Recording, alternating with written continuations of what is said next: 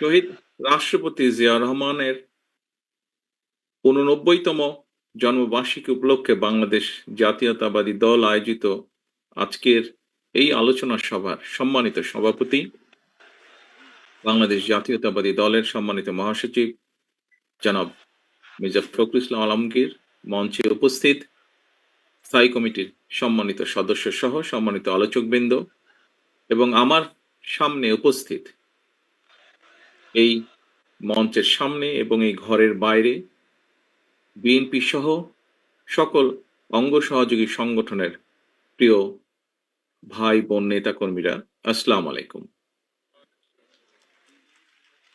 আমি আসলে বক্তব্য রাখার জন্য প্রস্তুত ছিলাম না, কারণ আমার যতটুকু মনে আছে গতকাল যখন অনুষ্ঠানটা নিয়ে আমরা আলোচনা করেছি, বক্তব্যের কারা বক্তব্য রাখবেন, আলোচনা করবেন, সেখানে মোটামুটিভাবে একটি সিদ্ধান্ত ছিল যে আমি নেতৃবৃন্দ যারা আছেন, শহীদ জিয়া, দেশনেত্রী খালেদা জিয়ার সাথে যারা কাজ করেছেন, কাছে থেকে দেখেছেন, ওনারা ওনাদের মূল্যবান পরামর্শ বা বক্তব্য রাখবেন।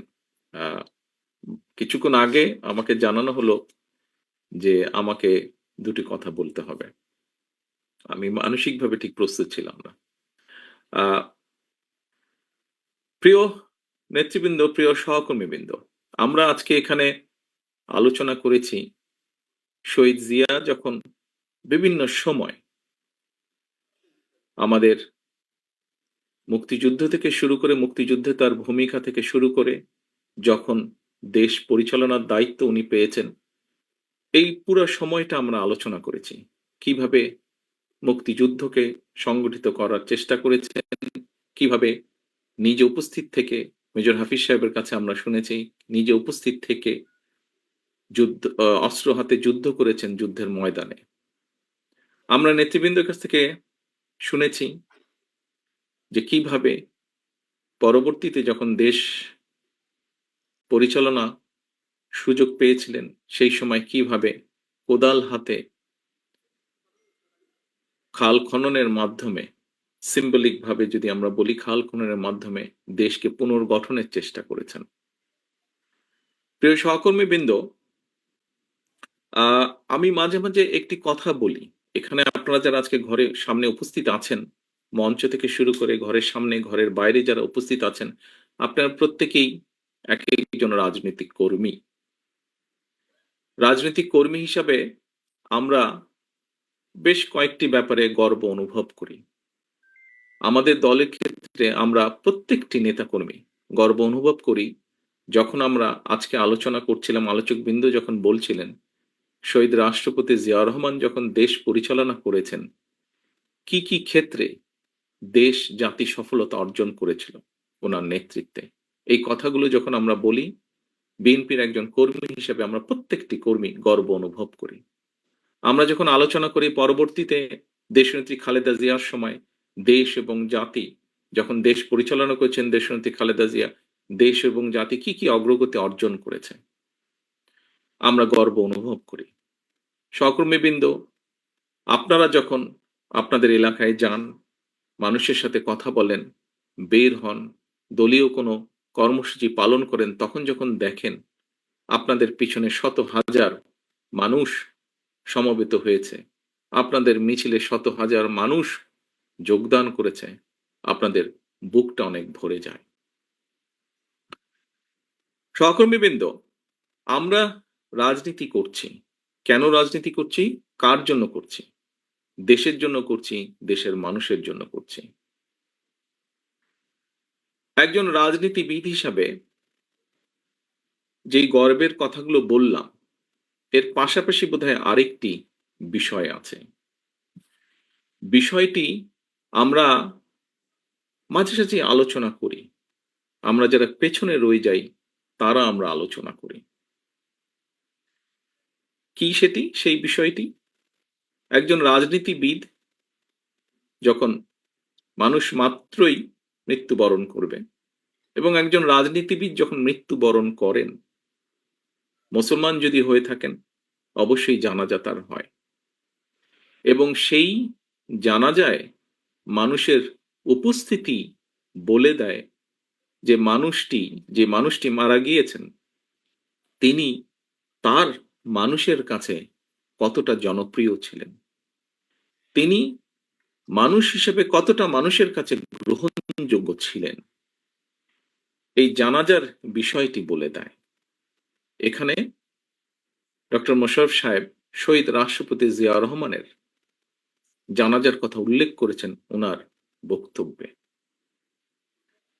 আমরা সমসাময়িক ইতিহাস ওনার জানাজা থেকে শুরু করে আজ পর্যন্ত যদি দেখি, খুব সম্ভবত পৃথিবীর কোনো রাজনৈতিক নেতার চলে যাবার পরে জানাজার ক্ষেত্রে এইরকম দৃশ্য আমরা দেখিনি, এত জনসমাগম আমরা দেখিনি, এভাবে মানুষকে কাঁদতে আমরা দেখিনি, এত সংখ্যক মানুষকে কাঁদতে। প্রিয় সহকর্মীবৃন্দ,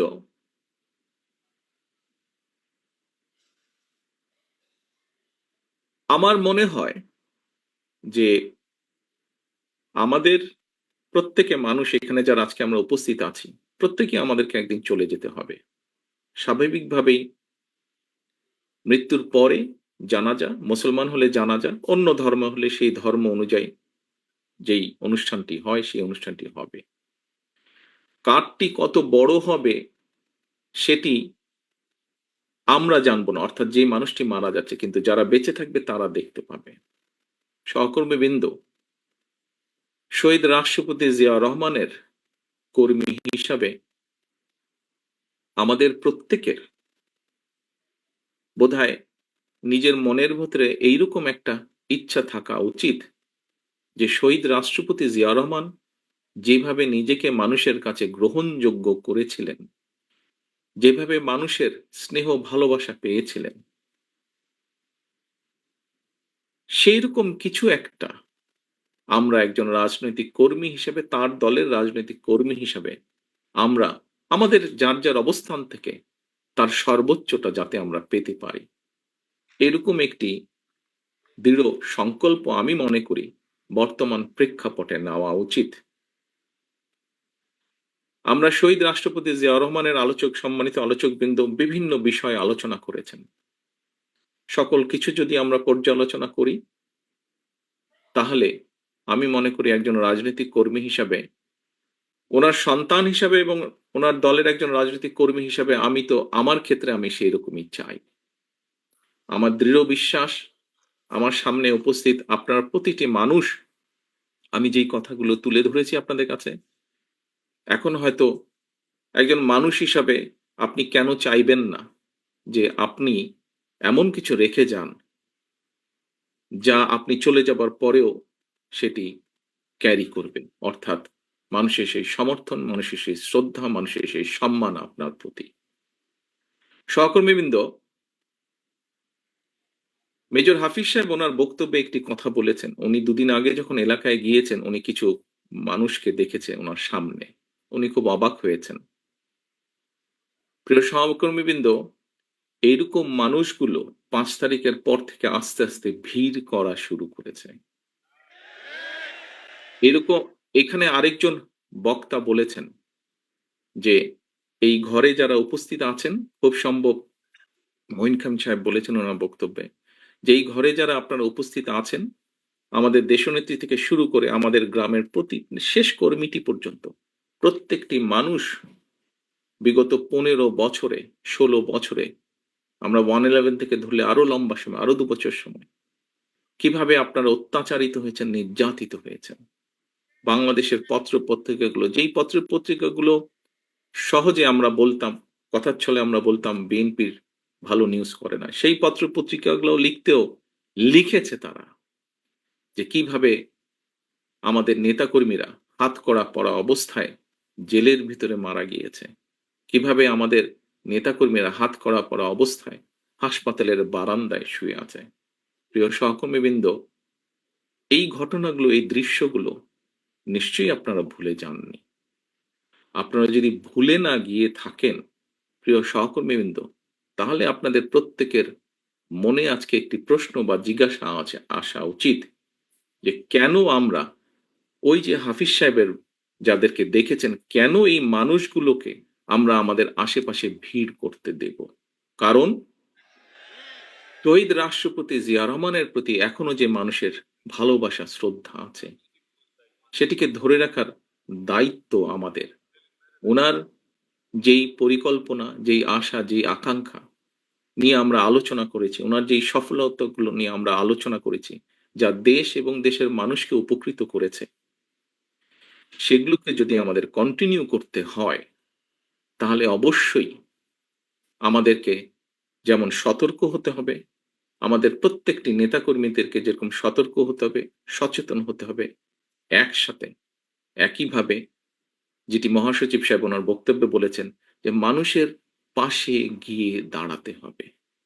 দেখুন শহীদ রাষ্ট্রপতি জিয়া রহমানের যতগুলো কম বেশি ভিডিও আছে, তখন তো আর ভিডিও ক্যামেরা ছিল না, প্রজেক্টর ছিল, অনেক নষ্ট হয়ে গেছে। বিশেষ করে আমরা যেটা জানি বিগত সরকারের সময় অনেক এরকম ডকুমেন্ট যেগুলো সরকারি জিম্মায় ছিল নষ্ট করে ফেলা হয়েছে। তারপরেও যতটুকু আমরা দেখি এখন, দেখবেন প্রত্যেকটি ভিডিওতে মানে ১০০টি যদি থাকে তার মধ্যে শতকরা ৮০টি ভিডিও, ৭০ থেকে ৮০টি ভিডিওতে দেখবেন উনি কিন্তু গণমানুষের কাছে হয় গ্রামের মেঠো পথ দিয়ে হেঁটে যাচ্ছেন, অথবা খাল কাটছেন, অথবা গ্রামের কোনো একটি গৃহস্থের সাথে কৃষকের সাথে কথা বলছেন, অর্থাৎ মানুষের মধ্যেখানে আছেন, অথবা স্কুলের শিশুদের সাথে কথা বলছেন, অথবা শিক্ষকদের সাথে, অর্থাৎ সোজা কথা উনি মানুষের কাছে আছেন। তো আমরা তো ওনারই নেতা কর্মী, আমরা তো ওনারই ফলোয়ার, তাহলে কেন আমরা এই কাজটি করতে পারবো না? প্রিয় সহকর্মীবৃন্দ, রাজনৈতিক দল হিসাবে, একটি রাজনৈতিক গণতান্ত্রিক রাজনৈতিক দল হিসাবে আমরা তো এক্সপেক্ট করবই, এবং শুধু এটা আমাদের এক্সপেকটেশন বা আশা না, এই অধিকারটিকে বঞ্চিত করা হয়েছিল গত ১ যুগেরও বেশি সময় ধরে, এবং এই অধিকারকে প্রতিষ্ঠিত করার পক্ষে বাংলাদেশের প্রত্যেকটি মানুষ সচেতন, প্রত্যেকটি গণতান্ত্রিক মানুষ কি সেটি? সেটি ভোটের অধিকার, ভোটকে প্রতিষ্ঠিত করা। আমি বিগত ১ যুগেরও বেশি সময় ধরে বাধ্য হয়ে প্রবাসে থাকতে হচ্ছে আমাকে। আমি এমন একটি দেশে আছি যেখানে গত ৪০০ বছর ধরে গণতন্ত্র প্র্যাকটিস হচ্ছে। আমরা গণতান্ত্রিক দেশ, উন্নত দেশ, মানুষের গণতান্ত্রিক অধিকারের দেশ বললে ১ম এই ব্রিটেনের কথা চোখের সামনে ভেসে ওঠে। প্রিয় সহকর্মীবৃন্দ, এই দেশে যেকোনো সরকারি ব্যবস্থা, যেকোনো রাষ্ট্রীয় ব্যবস্থা, যেকোনো ব্যবস্থা কেন মানুষের পক্ষে? তার একটি মূল কারণ হচ্ছে এই দেশের মানুষের ভোটের অধিকার প্রতিষ্ঠিত রেখেছে তারা। যেকোনোভাবেই হোক সেটিকে প্রতিষ্ঠিত রেখেছে। অর্থাৎ মানুষকে কথা বলতে দিতে হবে, মানুষকে তার ভোট দিতে দিতে হবে। এর বাইরে কোনো কথা নাই। এবং তার জন্য একটি জবাবদিহিতা তৈরি হয়েছে, আস্তে, আস্তে জবাবদিহিতা তৈরি হয়েছে। সেই জবাবদিহিতা প্রত্যেকটি ক্ষেত্রে, রাষ্ট্র এবং সরকারের প্রতিটি ক্ষেত্রে এই জবাবদিহিতা তৈরি করতে পেরেছে তারা, এবং সেজন্যই এখানে মানুষ নিরাপদ থাকে।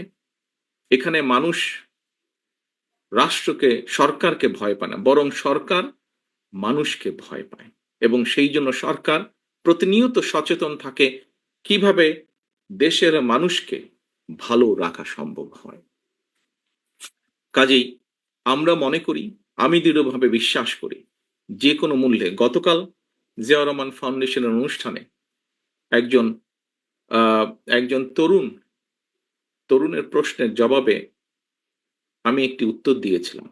প্রশ্নটি করেছিল আরেকজনকে, বাট উনি বলার পরে আমি অ্যাড করেছিলাম আমার মনের কথাটি।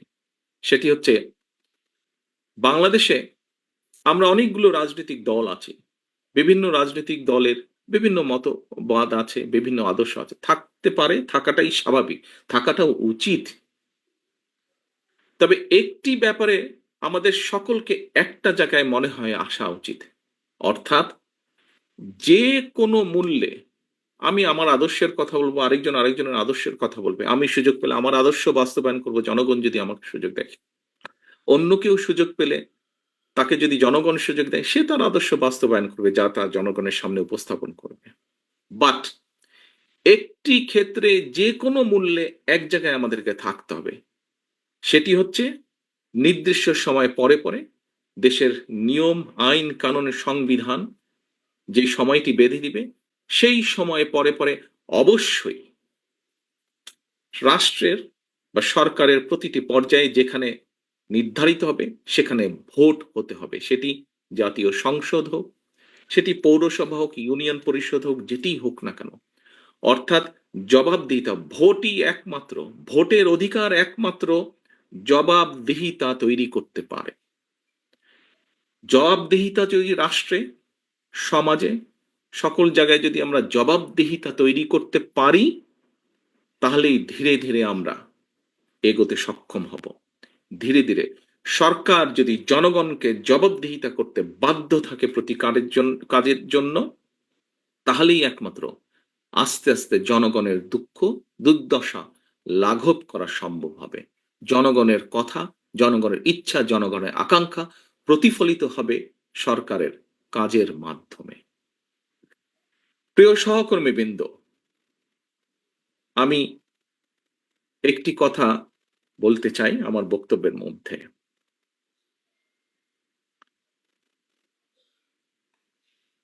হাফিজ সাহেবের আবারও উদাহরণটি আমি টানতে চাই।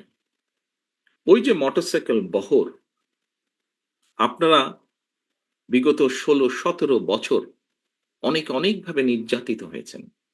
আমরা মোটামুটি একটি গড় হিসেবে জানি বাংলাদেশ জাতীয়তাবাদী দলের ৬০ লক্ষ নেতাকর্মীর নামে বিভিন্নভাবে মিথ্যে গায়েবী মামলা আছে, নির্যাতিত, অত্যাচারিত। শুধুমাত্র জুলাই আগস্ট মাসে যে আন্দোলন, জনগণের যে আন্দোলন, সেখানে বাংলাদেশ জাতীয়তাবাদী দলেরই প্রায় ৫০০-র মতন নেতাকর্মী শহীদ হয়েছেন। বহু হাজার, শত হাজারের মতন নেতাকর্মী বিভিন্নভাবে জখম হয়েছেন। আমরা কি এতগুলো বাংলাদেশ জাতীয়তাবাদী দলের নেতাকর্মীরা যারা অত্যাচার নির্যাতন সহ্য করেছে, এই যে ৬০ লক্ষ মানুষ বা তারও বেশি সংখ্যক মানুষ, আমরা কি ওই মোটরসাইকেল বহরের যারা, তাদেরকে সুবিধা দেওয়ার জন্য এই অত্যাচার নির্যাতন সহ্য করেছি? অবশ্যই নয়, অবশ্যই নয়। সহকর্মীবৃন্দ, মানুষ হিসাবে আমরা বিভ্রান্ত হয়তো হতেই পারি, কিন্তু যে পরিস্থিতির ভিতর দিয়ে আজকে এই মুহূর্তে আমরা যেখানে এসে দাঁড়িয়েছি, সহকর্মীবৃন্দ, আমি বিনীত হাতে আপনাদের কাছে করজোড়ে অনুরোধ করব, এই ঘর বা এই ঘরের বাইরে নয়, সমগ্র বাংলাদেশে শহীদ রাষ্ট্রপতি জিয়াউর রহমান এবং দেশনেত্রী বেগম খালেদা জিয়ার যত সৈনিক, যত কর্মী আছেন, আপনাদের কাছে বিনীতভাবে অনুরোধ করব, দয়া করে আপনারা ওই মোটরসাইকেল আলাদেরকে ভিড় করতে দেবেন না। দয়া করে আপনারা নিজেদের প্রত্যেককে, দয়া করে আপনারা শহীদ রাষ্ট্রপতি জিয়াউর রহমানের জানাজার চিত্রটা মনে করবেন এবং দয়া করে আপনারা বিভ্রান্ত হয়ে কোনো কাজ, বিভ্রান্তিকর কোনো কাজ করা থেকে বিরত থাকেন। সহকর্মীবৃন্দ,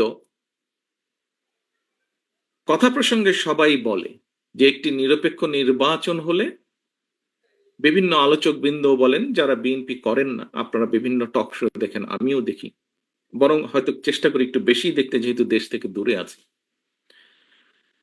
অনেকেই বলেন যে একটি দেশে স্বাভাবিক সুষ্ঠু নিরপেক্ষ নির্বাচন হলে বাংলাদেশ জাতীয়তাবাদী দলের সর্বোচ্চ সম্ভাবনা আছে সরকার গঠন করার। সহকর্মীবৃন্দ, আমি আপনাদের কাছে একটি প্রশ্ন রাখতে চাই। সেই মোটরসাইকেল আলাদের তাদের নিজ স্বার্থ উদ্ধারের জন্য বা আমাদের কিছু নেতাকর্মী বিভ্রান্ত হয়ে যদি এমন পরিস্থিতির উদ্ভব হয় যেখানে অন্য কেউ সরকার গঠন করলো, তাহলে কি আপনি মনে করেন আপনি খুব ভালো থাকতে পারবেন? আপনি বলতে আমি, বাংলাদেশে যদি ১ কোটি বিএনপির নেতাকর্মী থাকে, সবকিছু মিলিয়ে আমি এই ১ কোটি মানুষকেই বলছি, আপনারা কি ভালো থাকতে পারবেন? কারা চলে আসবে, কি চলে আসবে আমরা জানি না, তবে আর যাই হোক সেটা আপনাদের কারো জন্য ভালো হবে না, আমাদের কারো জন্য ভালো হবে না। প্রিয় সহকর্মীবৃন্দ, কোনো কারণে যদি অন্য কেউ সরকার গঠন করে, একজন রাজনৈতিক কর্মী হিসেবে আপনার এতটুকু চিন্তা, এতটুকু সেন্স থাকতে হবে, অন্য কেউ যদি সরকার গঠন করে, বাংলাদেশের রাজনৈতিক প্রেক্ষাপটেই হোক, আন্তর্জাতিক রাজনৈতিক প্রেক্ষাপটের ক্ষেত্রেই হোক, সেটা কি দেশ এবং জাতির জন্য খুব ভালো হবে? আমি দৃঢ়ভাবে বিশ্বাস করতে চাই যে আপনারা পরবর্তী যে সেকেন্ড নাটা বললেন, আপনারা বুঝে শুনেই নাটা বলেছেন। প্রিয় সহকর্মীবৃন্দ, আপনারা যদি বুঝে শুনে নাটা বলে থাকেন তাহলে আপনারা সঠিক বলেছেন, এবং তাই যদি হয়ে থাকে, দুটো প্রশ্ন করেছি আপনাদের, দুটোতেই আপনারা না বলেছেন। প্রিয় সহকর্মীবৃন্দ, এই নাটি যদি আপনারা বুঝে শুনে এবং সত্যিকার ভাবে না বলে থাকেন, এখনো আমাদের হাতে সময় আছে মানুষের পাশে গিয়ে দাঁড়ানো। এখনো আমাদের সময় আছে, এখনো আমাদের কাছে সময় আছে মানুষ যেভাবে চায় সেভাবে চলার জন্য। দিন শেষে কিন্তু রাজনৈতিক দল হিসাবে, রাজনৈতিক কর্মী হিসেবে যাই হোক, দিন শেষে কিন্তু আপনাকে ওই লোকটার কাছে, ওই মানুষটার কাছে, ওই ভোটারটার কাছে আপনাকে যেতে হবে। এটা তো বোঝেন নাকি? এটা তো বোঝেন। আমরা দুদিন আগে দুদিন আগে আমি একজন ব্যক্তির টক শো দেখছিলাম। উনি কথা প্রসঙ্গে বলছিলেন, সে আলোচক কথা প্রসঙ্গে বলছিলেন যে উনি এখনো ঠিক বুঝে উঠতে পারছেন না, যেই স্বৈরাচার পালিয়ে গিয়েছে তারা আবার মাথা চাড়া দেওয়ার চেষ্টা করছে। চেষ্টা ঠিক আছে, করতেই পারে তারা, কিন্তু তারা যদি ভোটের মাঠে নামে, কি নিয়ে তারা মানুষের সামনে হাজির হবে? পেছনের গুলা বাদই দিলাম, উনি বলছেন যে পেছনের গুলো না হয় বাদই দিলাম, এই জুলাই অগস্ট মাসে যে হত্যাকাণ্ড ঘটেছে, প্রায় 1.5 থেকে 2,000 মানুষকে যে হত্যা করেছে, প্রায় 30,000-এর মতন মানুষকে যে তারা জখম করেছে, ইউনিসেফের বক্তব্য অনুযায়ী 64টা শিশুকে তারা হত্যা করেছে, এর জবাব তারা মানুষের সামনে কি দিবে? এই জবাবগুলো তো তাদেরকে দিতেই হবে। প্রিয় সহকর্মীবৃন্দ, আমরা যদি সেই দিনটি আসা পর্যন্ত আমাদের ভিতরে যদি কেউ কিছু করে, জবাব তো আপনাকে দিতে হবে। যখন আপনি দুদিন পরে ভোটের জন্য মানুষের কাছে যাবেন, আপনাকে জবাব দিতে হবে না?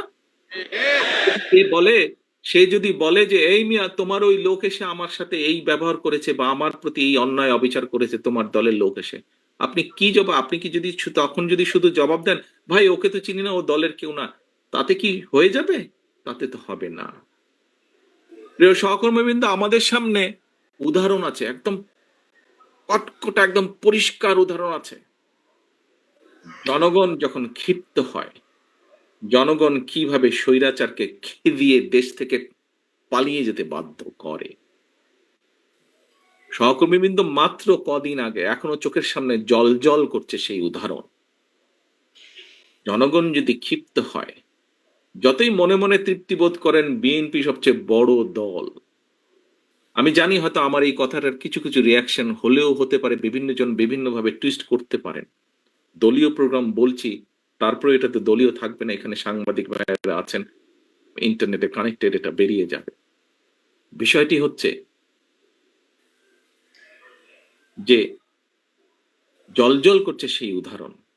কাজেই দিন শেষে কিন্তু সেই জনগণ, দিন শেষে সেই জনগণ, আমরা সকলে সেই জনগণের সমর্থন পাওয়ার চেষ্টা করছি। কাজেই সমর্থন যদি পেতেই হয়, কেন আমরা সত্যিকার ভালোভাবে সেই সমর্থন নেওয়ার চেষ্টা করব না? কেন আপনি কেন আপনি অন্যায়ের বিরুদ্ধে চোখ বন্ধ করে রাখবেন? প্রিয় সহকর্মীবৃন্দ, দিন শেষে সেই জনগণের কাছেই যেতে হবে। জনগণ যদি মুখটা ফিরিয়ে নেয়, আপনার আমার কিন্তু কোনো স্থান নেই। যত বড় যাই হই না কেন, আমরা নিজেরা যত বড় যাই মনে করি না কেন, জনগণ যদি মুখ ফিরিয়ে নেয়, এবং নাম বলবো না, কিছু কিছু রাজনৈতিক শক্তি, যেই হোক না, যত ছোট বড়ই হোক না কেন, তারা বিভিন্নভাবে আমাদের বিপক্ষে, ওই মোটরসাইকেল আলাদের কিছু কাজ কামের কারণে তার সাথে আমাদের নেতাকর্মীদেরকে যুক্ত করে কিছু কিছু কথা বলার চেষ্টা করছে। আমাদেরকে সতর্ক সচেতন হতে হবে সহকর্মীবৃন্দ। বারে বারে আমি বলছি, আমি আজকে গত কয়েক মাস ধরে বলছি, সামনের নির্বাচন এত সহজ নয় আপনারা যত সহজ ভাবছেন।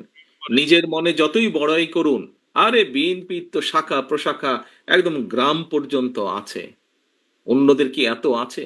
এত বড়াইয়ের কিছু নেই। থাকতে পারে আপনার শাখা প্রশাখা, প্রিয় সহকর্মীবৃন্দ, আমাদের নেতাকর্মীরা তৈরি করেছে সেই শাখা প্রশাখা, গ্রাম পর্যন্ত দলকে নিয়ে গেছে, ওয়ার্ডে ওয়ার্ডে দলকে নিয়ে গেছে, কিন্তু তারপরেও জনগণ ম্যাটার্স। জনগণ ম্যাটার্স। সেই জনগণই হচ্ছে আমাদের শক্তি, জনগণই হচ্ছে আমাদের সমর্থন, জনগণই হচ্ছে শক্তি। জনগণ সাথে না থাকলে জনগণ 5ই আগস্ট দেখিয়ে দিয়েছে। কাজে আমরা যদি ভুল করি, জনগণ আবার কোনো একটা কিছু দেখিয়ে দিবে, তখন কিন্তু পস্তাতে হবে, তখন কিন্তু হাপিত্যেশ করতে হবে। সহকর্মীবৃন্দ, এখনো সময় আছে। আসুন, আসুন, আসুন, আমরা জনগণের পাশে থাকি, জনগণের সাথে থাকি। যারা এমন কিছু করবে যা আপনাকে আমাকে ক্ষতিগ্রস্ত করবে, যা আমার দলকে ক্ষতিগ্রস্ত করবে, যা আমাদের দল ক্ষতিগ্রস্ত হবে, আমরা তার বিরুদ্ধে প্রতিবাদ গড়ে তুলব, তার বিরুদ্ধে প্রতিরোধ গড়ে তুলব। আজকে শহীদ জিয়ার 89তম জন্মবার্ষিকীতে যদি শহীদ জিয়াকে সত্যিকার ভাবে আমাদের স্মরণ করতে হয়, যদি শহীদ জিয়াকে সত্যিকার ভাবে সম্মান জানাতে হয়, আজকে দেশনেত্রী খালেদা জিয়া, ওনার জন্য আমরা দোয়া করছি সুস্থতার জন্য, কিন্তু দেশনেত্রী সবচাইতে খুশি হবেন, দোয়া তো আছেই, কিন্তু উনি যখন দেখবেন যে জনগণ সমর্থন দিয়েছে বিএনপির প্রতি, আমি তো মনে করি সবচাইতে বেশি খুশি উনি সেদিন হবেন। এবং দেশনেত্রী খালেদা জিয়ার সৈনিক হিসাবে আপনাদের উপরে সে দায়িত্ব বর্তায়। সহকর্মীবৃন্দ, আমরা কে ছোট নেতা, কে গ্রামের নেতা, কে ইউনিয়নের নেতা, কে বড় নেতা, কে বিভাগীয় নেতা, কে কেন্দ্রীয় নেতা, বিষয় এটি নয়। বিষয় একটি, আমাদের ঐক্যবদ্ধ থাকতে হবে, আমাদেরকে অন্যায়ের বিরুদ্ধে থাকতে হবে, আমাদেরকে অন্যায়ের বিরুদ্ধে প্রতিরোধ করতে হবে, আমাদেরকে এমন ভাবে দাঁড়াতে হবে যাতে জনগণ বোঝে যে আমরা তাদের সাথে আছি, জনগণ বোঝে আমরা তাদের পাশে আছি, জনগণ বোঝে যে জনগণ যেভাবে চায় আমরা সেভাবেই আছি, জনগণের প্রত্যাশা অনুযায়ী আমরা সেভাবেই তাদের পাশে আছি। সহকর্মীবৃন্দ, আজকে এই হোক আমাদের শপথ, শহীদ রাষ্ট্রপতি জিয়াউর রহমানের এই 89তম জন্মবার্ষিকীতে এই হোক আজকে আমাদের প্রতিজ্ঞা। সকলকে আন্তরিক ধন্যবাদ। আল্লাহ হাফেজ। বাংলাদেশ জিন্দাবাদ। বাংলাদেশ জাতীয়তাবাদী দল জিন্দাবাদ।